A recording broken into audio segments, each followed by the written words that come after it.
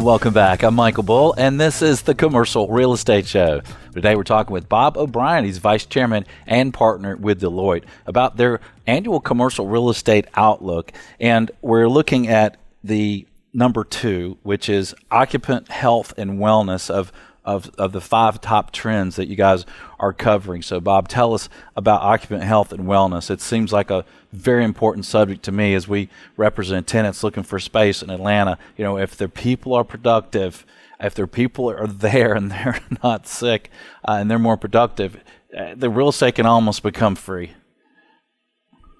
Well, Michael, this is almost a response to a item we identified in last year's outlook, which was what we called the war for talent. We predicted over the course of the next decade that it would be increasingly challenging for companies to hire the types of people they want to hire.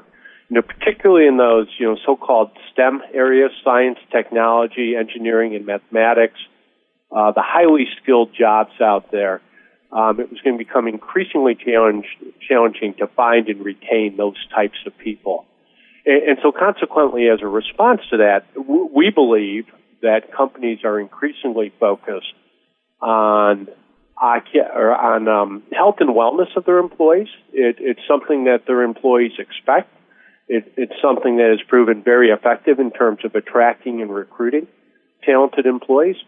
And we believe that, accordingly, that the real estate industry needs to be aware of that and react to their tenants' desires to enhance occupant health and wellness. Right, and I think we all innately know that if our environment is more pleasing and comfortable and we're in a great environment, that we're going to be more productive. But now there's some studies that prove the productivity increases from air quality alone can be huge. Yeah, exactly. It's air quality, comfort at temperature, ability to fine-tune temperature to individual preferences. And then there are other elements of it as well. For example, movement is good. And so consequently, companies are increasingly looking at the design of their office space to increase movement around the space to make their employees more productive. Yeah, and how are you guys describing the impact for people to connect with nature? Yeah, so there's this concept of biophilus, which is really a design concept around recognizing that people need to connect with nature for a sense of well-being and ultimately for health. And whether that is around art, it's around the ability to see natural items, even a rooftop garden with plants, all those things contribute to that. Yeah, it's amazing because for some reason I'm drawn to water. Like I live on the lake. I like to be around the ocean. I mean, it's like sometimes just being when I get there and I see that, my whole body just relaxes. Yeah, I get that. I own a sailboat, and my body does the same exact thing when I'm out on that boat. So tell us about the WELL building standard and what's going on there, Bob. Well, so a company by the name of Deloitte Living came up with a WELL building standard for measuring the impact of a building and the built-out space on tenant health and wellness. Looking at it similar to the way sustainability advocates develop standards such as the LEED standards around the sustainability of office buildings. Now there's a standard out there around the impact on the tenant from a health and wellness standpoint, and there's hope that will gather momentum in the marketplace, and we'll see more buildings meeting that WELL standard into the future. Right, and one of your quotes in here is that just better air quality can improve productivity by 8%. Now, when you think about a company producing productivity increasing 8%, that's a pretty big number. Yeah, no, that's huge, right? And better air quality can reduce sick days.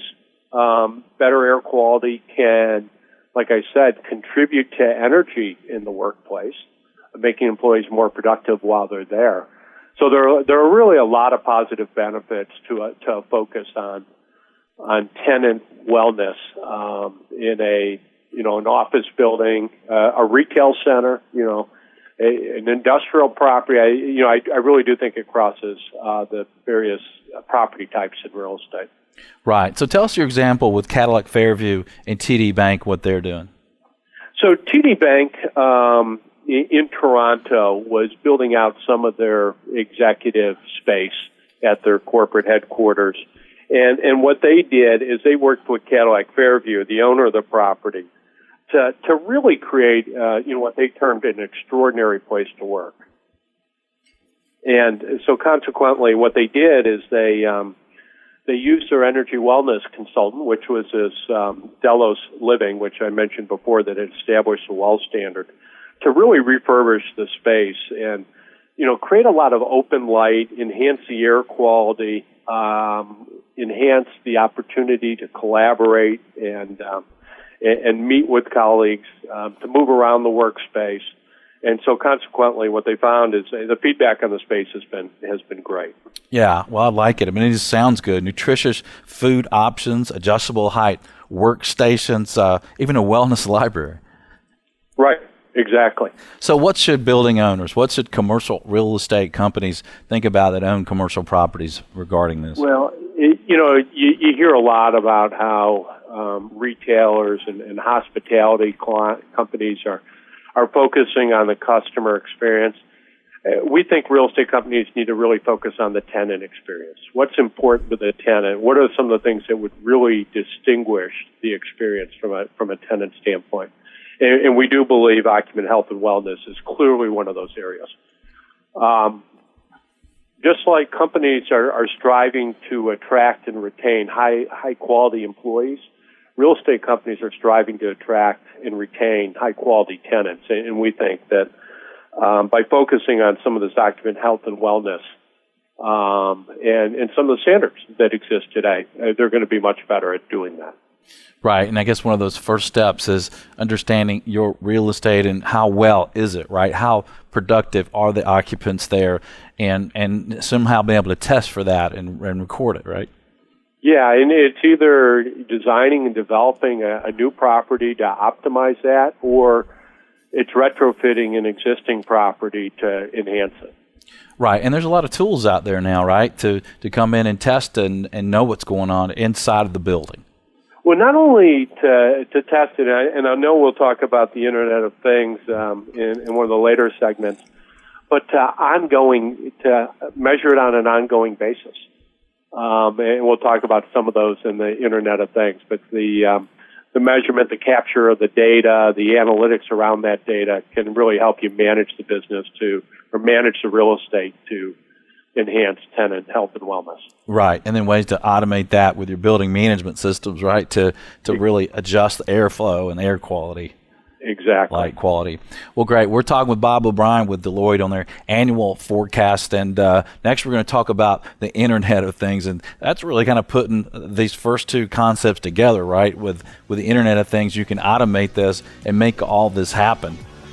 There's a lot of interrelationship between these concepts. Yeah, that's it. All right, we'll take a short break. We'll be right back. I'm Michael Bull. This is the Commercial Real Estate Show. Stay with us. Hey there, thanks for checking out the Commercial Real Estate Show. Don't miss a video of special interest to you. Be sure to subscribe below. And if you appreciate the videos, be sure and thank our sponsors. There's a link to more information about them in the description. For more videos, podcasts, and articles, check out creshow.com.